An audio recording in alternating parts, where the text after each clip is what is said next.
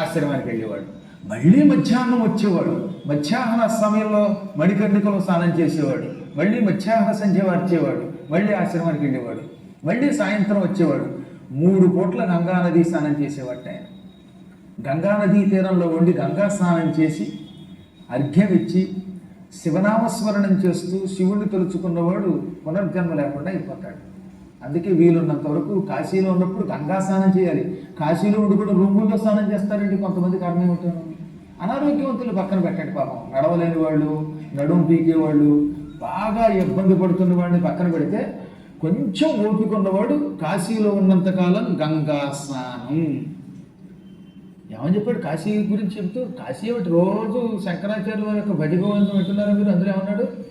భగవద్గీత కించిదీత గంగా జలలవ కణికా పీత సకృదపి ఏ నమురారి సమర్చ. అది మనం చెయ్యాలి. భగవద్గీత కొంచెమైనా అర్థం చేసుకుని చదవాలి. అర్థం చేసుకోవాలి. అక్కడ అధీత అంటే చదవడం కాదు, అర్థం చేసుకోవాలి. గంగాజలం ఇంత పెసరైనా తాగాలి.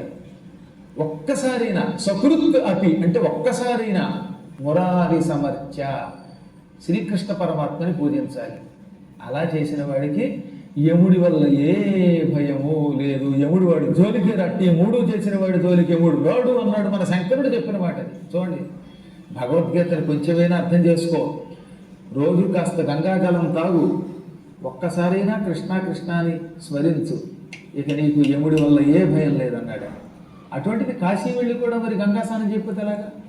మహాత్ముడు కనుక యోగి నిత్యం స్నానం చేసేవాడు.